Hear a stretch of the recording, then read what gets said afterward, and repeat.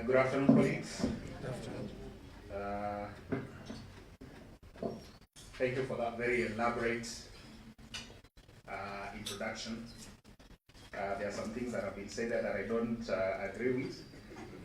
Words have been thrown around like guru and all those. I don't agree with them.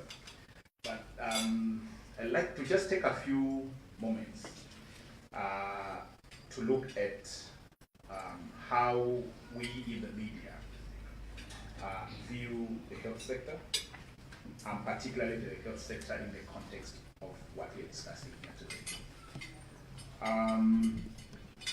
As Health and Science Editor, I think I was the founding editor of the Health and Science Editor, which I read for almost 10 years at the Nation. There are so many things that we came to learn in the process of doing health and science journalism. And the most crucial for us was the disconnect between policy and the lived experiences of the people for which that policy is intended. I mean, there have been talks about universal health coverage, for instance. We talk about what we want, and we discuss health in the context of the universality of what that health achieves. But when we go to the ground as reporters, as journalists, would we say really that health and the lived health experiences of the people on the ground have any universal appeal or any universal function? And therefore, that disconnect for us has always been a major problem. Which is why that you'll notice that when journalists, go out to tell these stories, and especially stories related to matters of health, they tend to have a very personal approach to it. What do they have? What are the people saying? Do they have access to essential medication? How is that medication priced? Because access itself is not enough. Also, access also includes issues of whether I can afford it. So it might be there, but I can't afford it. It's quality healthcare. Quality healthcare. Primary healthcare. Is it there? Is it available? And so on and so forth. So when I was thinking about what to say today, I was thinking about the universality of what we promise and whether it's available. And for us to achieve it, for us to achieve that universal access, we must think about access and the pricing of essential commodities. The pricing of those essential commodities is tied to where they come from. Are we importing them or are we manufacturing them locally? And if we are manufacturing them locally, what is the cost of production? Because sometimes you might find that some are produced locally, but they are more expensive than the imports. But health commodity security, health commodity is basically, not just the things that you say, health commodity access and the policies that we have pricing is essential in ensuring that we get our UHC clean right. And therefore, the availability, accessibility, quality, and pricing of medicines, vaccines, and health products is essential. But think about this. Even as we set that agenda in that plan, and we say that health commodities and the pricing and all that is very, very important, we still import more than 50% of medicines and commodities, medical commodities. The UN Comtrades, which tracks expenditure in that space, says that in 2021, we spent $776 million, not shillings, $776 million in 2021 alone, importing medicine and medical products. Last year, we spent $612 million doing the same. $612 million importing medicine and medical commodities. So we might say that has come down, but we are still spending a unfortunately, when you think about it, doing this, people have been talking about whether we should develop local capacity to do this. Should we really be importing paracetamol, for instance? For a very long time, and I think up to now, we're still importing syringes, even though we have local people who are producing syringes and selling those syringes around the world. The question is it a matter of goodwill? Is it a matter of access? Is it a matter of policy? Is it a matter of how the tendering is done? What's going on? And what we need to do to get this right? In January this year, the Ministry of Health announced that by 2026, which is just around the corner, 50% of health products and technologies listed in the Kenya Essential Medicines list will be produced locally. Think about that. It's a huge commitment. But the Ministry of Health says that in the next 2 years, 2026 is just here around the corner. I can see there are some guys who are smacking their lips because they know that is not going to happen. It's just here around the corner. But the Ministry of Health says that in the next 2 years, 50% of all essential medicines and technologies used in this country will be produced locally. So that's the dream. That's the national dream that we have as far as getting the commodities right is concerned. But do you think that we are going to get there? And if we do not get there, who do we blame? We are asking these questions because when we talk about essential, the government every year publishes a list of essential medicine. Every year. What are they? No.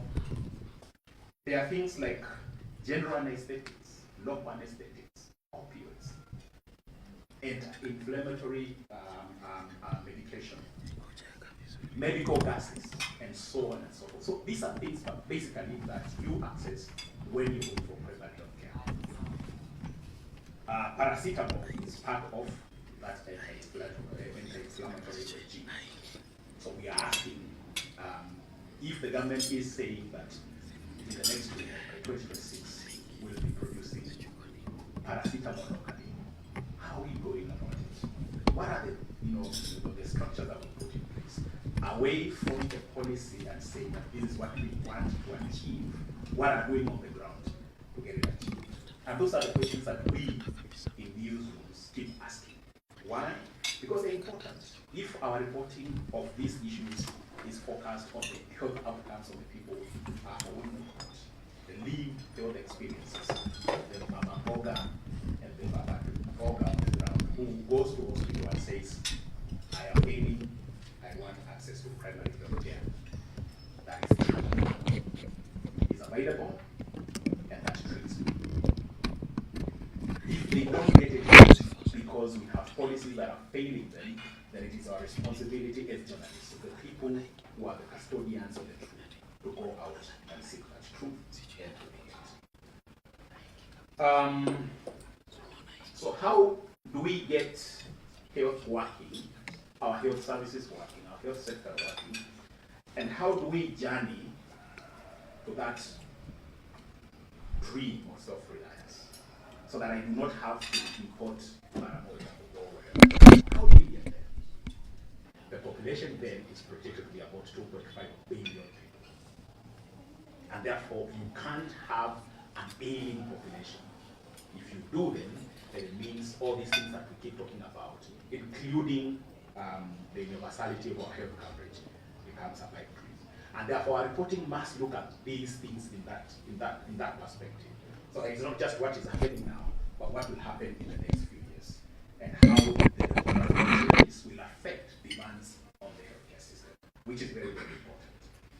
Then we also need to reorient our healthcare approaches to tackle inequalities. I mean, everyone knows that. And inequalities here are not just, the social structures that we have. If COVID taught us one thing, is that our social construct does not make sense in the medical field, does it? So we must look at those inequalities as they exist. Yeah? If you have medical insurance and I do not have medical insurance, if there is a pandemic, your medical insurance does not matter because I'm going to infect you. Right? So inequalities along those lines, along whether I have access, whether I'm well funded, whether I understand these things, and whether our access and approach to coverage is intentional and inclusive. We must also think about the vulnerable communities that I've just spoken about, and we must balance reactive health with prevention. Reactive in the sense that a lot of the time, that I mean, you see it, where health officials, especially in the public sector, will react to pandemics, disease outbreaks. Right now, we're in the throes of the mpox. And the question that I keep asking as a journalist is whether we can move away from that, so that we are not just relaying information, news as it comes, but telling people this is what you need to do when this gets there. What is mpox? Where did it come from? What are the available ways of dealing with it? Is there anyone to blame? If so, who? And what should we do with them? So we talk about promotion and wellness. Promotion and wellness, so that we move away from just holding press conferences to announce the discovery of a new variant of infection. And then, in relation to what we are discussing here today, we need to optimize healthcare value chains, which is where the issue of manufacturing comes in. Manufacturing and distribution of the same. Yeah, it's essential, because if we get it right, it means that the medication that we are generating, the commodities that we are manufacturing locally, have access, taken to communities that need them immediately, and therefore they do not have to score the markets. Those markets at the same time must be adequately regulated to encourage health manufacturing. I know for sure, and we spent a bit of time studying what Revital was doing. I think they made a lot of noise during COVID, because a lot of stuff that we were importing was actually locally available. And I remember sending reporters to Revital and saying, maybe these guys are just making noise, but they do not have the capacity. And when we got there, we actually noticed that they were not just producing here, but exporting across the region and across the oceans. And the question was, why are we not protecting that regime to ensure that it serves the immediate health needs of the communities that we serve? So that then brings me to the question of, what is our role as journalists, as editors, as reporters? What is our role in this story? When all this is happening, when all these nice policies are being formulated, and when people like Revital are coming to the space and saying, we want to occupy it, and we have the capacity to produce, what is our role as reporters in that space? Our first role is advocacy. I've always believed that health reporting is different from any other type of reporting. It is advocacy that comes from within. In journalism school, we are taught that a journalist must be far removed from the story. You can't be part of the story. But my approach to health reporting has always been that I have to be part of that story. I have to, understand what this person is going through. When I go to hospital and I see somebody there who does not have essential painkillers going through that, then I must be immersed in that story to know what's going on. And it's important. When I go to a dispensary and they do not have access, they do not have essential commodities because they have not been delivered, because the value chain is broken, then I must know what that community is going through, and I must feel it. I can't be impersonal in the reporting of that story. That's why I'm saying journalism for me makes sense when the journalist is not removed from that story. The next one is to amplify these messages, to make noise, to shout, to tell people what's happening, whether it's the good, the bad, and the ugly. But most importantly, is to scrutinize these stories, to scrutinize this industry, to scrutinize the policies, the projects, quality for the guys who are doing manufacturing, It's one thing to say I'm manufacturing this. I have the capacity to produce this, but it's one thing to produce quality. It's our role as journalists to go there and check whether what is promised is what is delivered. We must also scrutinize procurement processes and procedures. What's happening? Who gets what tender? Was it advertised? Were there kickbacks? All those things. Is there corruption involved in this? Because you can't understand, if we are spending 600 last year, 600 and something $million. I mean, it's a $1 billion shilling industry, and therefore there will be a lot of interest in that space. It's our role as journalists to scrutinize that space, ask questions about quality. I know you remember the story that we did some time back when we were looking at, for instance, active ingredients in medication. When they say, for instance, this tablet has 500 mg of paracetamol, but then you go and test it and you realize it has 200 mg of paracetamol.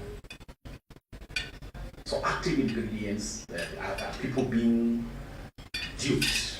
Are we taking chalk that is branded as medication? It is the role of us journalists to get into that and show that the guys who are doing this are producing, do not end up cutting corners and feeding us poison. And therefore, for me, this is not just, it's not just journalism. It's people-oriented communication, strategic comms that strikes at the core of everything that we do as people. If we are unhealthy, then we will not be eating here. COVID taught us that we will not make money because we realize that the money cannot help you.